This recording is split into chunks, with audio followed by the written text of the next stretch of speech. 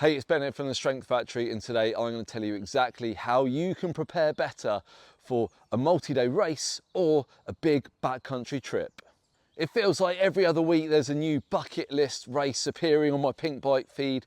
We've got Trans Madeira, Trans BC, Trans New Zealand, Trans Sierra Norte, all these different races all around the world, and basically I want to do them all. And as well as that, you've got these trips that spin off from them. For instance, Stone King Rally now do a multi-day holiday. It's not a race, but it's basically the same sort of thing. Or any demanding backcountry guided tour, again, is going to have similar demands. And so these races are expensive. You're going to look forward to them. They're really going to be a big event that you want to put maximum effort into if you want to really just enjoy them instead of just surviving them. So this video is all about that, how to enjoy that race and actually how to race it if that's what you want to achieve. Tip number one then, we're going to start at the start and we're just going to apply some general training principles. And that is the same no matter what you're training for. And that is, as you get closer to the goal event, your training should become more specific. So the earlier you start training, the further out, the more general the training you can do. And then as you get closer to it, the more your training should replicate that event, okay? So if you're going to do Trans Madeira, for instance, get on the website, figure out what are the demands, how many days, how much climbing, how much descending, okay? And figure out what those demands are, okay? Because that's then gonna let you do the specific training as you get closer to the event.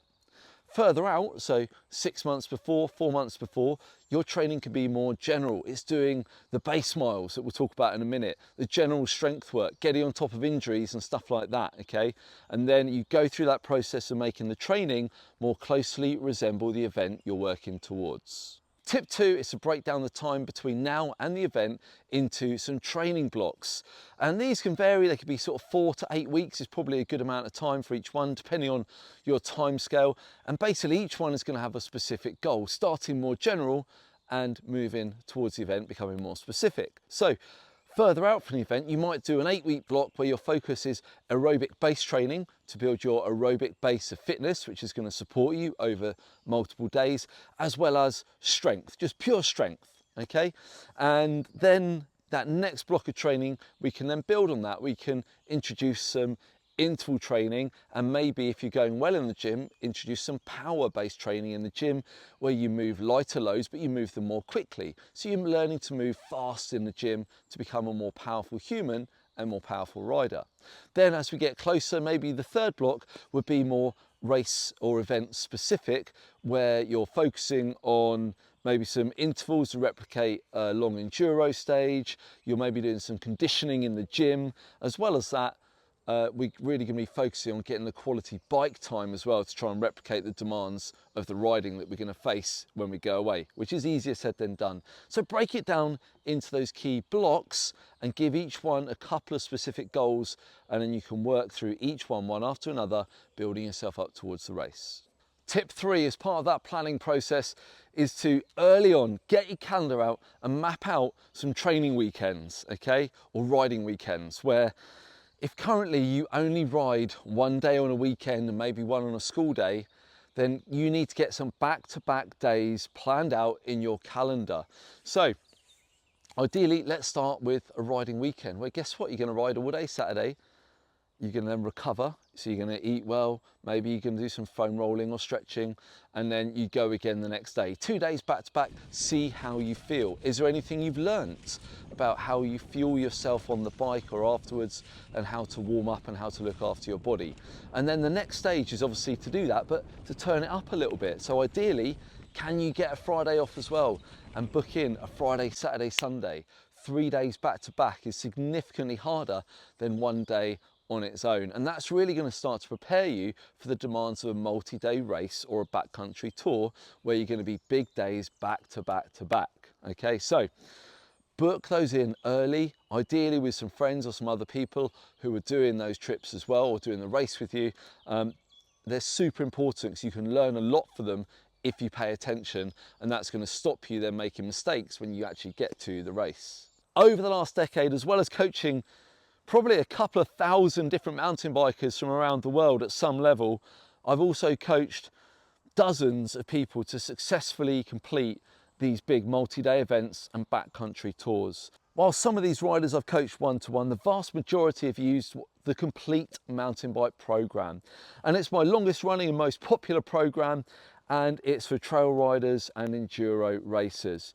It's based around 2 strength sessions a week, and then we've got on-bike sessions and intervals and sprints, mobility, yoga, and basically, like the name suggests, it gives you everything you need to go and enjoy one of these events. This is all you need to prepare. So I'll put a link below here to the Complete Mountain Bike Program. It's being used by hundreds of people around the world as we speak, and the best bit is it starts with a free trial. This next tip ties into those riding weekends, and it's trying to ride different terrain and also demanding terrain that's also a bit longer than maybe you normally do. So let's think about it. Normally, and I do this as well, most of my riding is done in about 4, maybe 5 different places, and I'm really used to them, and I know the trails pretty well. And the part of the draw of these races are the amazing places and trails you go to. And so let's go and try and ride some different trails in the run-up. Let's find something that's going to challenge me, that's going to make me have to read the terrain, which is a super important skill for these races, rather than just riding on autopilot, because I know it really well. So try and find some new places. And also, look, if you're just normally riding red trails or the equivalent of red, but actually it's a really technical race, like from what I've heard, Trans-Madeira is like riding black graded trails for a lot of the day, then you need to go and find those harder, more demanding, steeper trails to ride. Tied in with this is the length of trails as well. Now, it's not always easy if you live somewhere flat or even just somewhere a bit hilly. You can't find a 15-minute downhill like you could find on the Stone King Rally, for instance, okay? But what you do need to do is just do your best. So if you're in the UK, can you get to Wales or Scotland to get those bigger hills, those longer tracks? Or wherever you live, where can you go within a couple of hours to get those back-to-back days, but also to get the longer tracks in? Tip 5, and this is going to sound a bit harsh, but look, there's no hack, there's no shortcut to training volume. If you really want to enjoy these races, if you really want to do well, then you probably need to ride more. Now, yes, we can talk about making the most of your time if you don't have very much. We could talk about time crunch training and intervals, that you can do in Zwift in an hour. But the simple reality is there isn't a hack for training volume. There's a reason why Tour de France riders do so much, okay? And pro athletes, pro enduro riders too.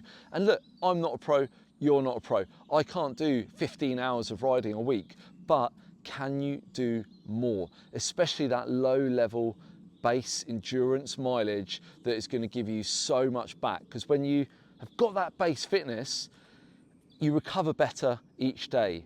Your climbing is going to be more efficient, so you're further away from that red line, that lactate threshold on the climbs each day. You recover faster each night. You're going to deal better with altitude if you're going somewhere high, and everything is going to be better.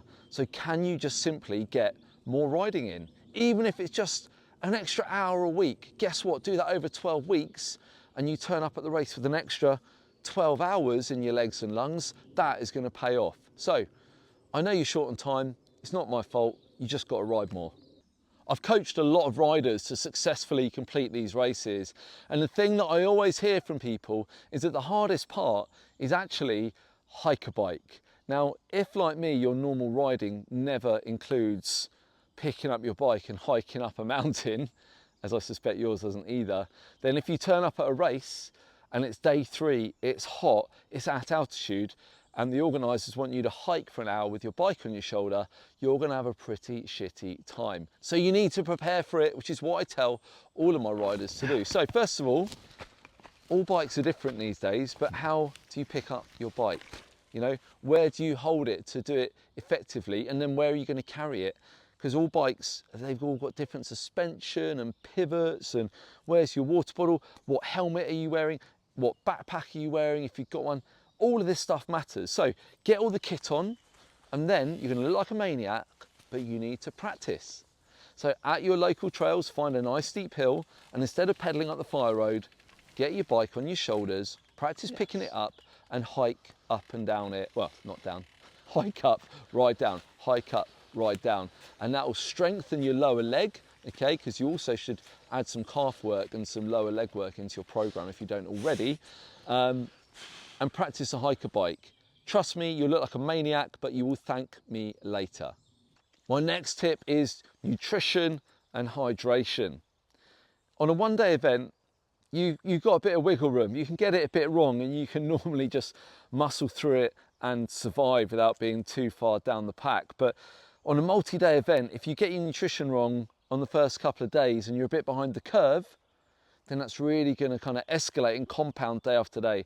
And by day 4, day 5, you're going to be in a bad place and you're not going to be enjoying it, let alone performing. So you need to get this right. So that starts with having a plan and then practicing it. So are you going to use things like gels, bars, blocks? Are you going to have water or are you going to have energy drink? You need to have a look at the event.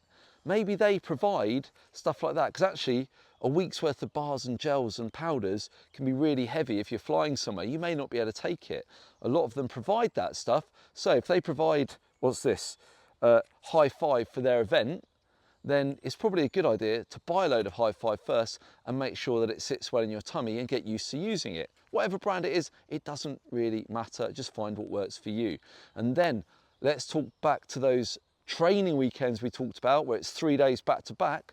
Well, let's see, what are you doing? Can you take gels, a couple of gels 2 or 3 days in a row, a couple of bars, some normal cereal bars, some real food? And do you want to use something like a recovery drink, like a protein and carb recovery drink after the ride as well? All those things really add up day after day, but it's not going to happen by accident. You've got to think about it, you've got to plan it, and you've got to practice it. Turning up to the race and suddenly banging loads of gels is a great way to end up with a bad stomach and basically end up sharting in the bushes when you should be sending it down the trail.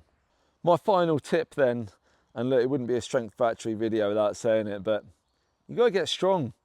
So if you're not already doing some sort of resistance training in the gym or with your body weight, then you need to start that.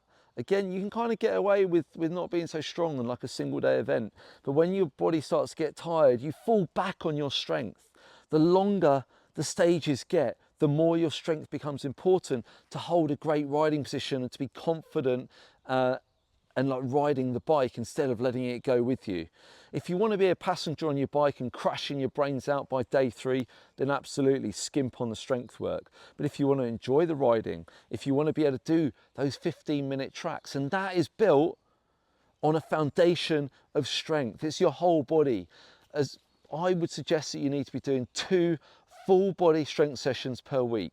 Yes, you could do more. Yes, for a while you could do a little bit less, but as a basic long-term consistent guideline, 2 sessions a week, whole body training is really achievable for basically everyone watching this video. So get yourself strong, check out the Complete MTB Program, and remember, if you've got any questions about anything I said in this video today, then please hit me up. I'd love to hear from you.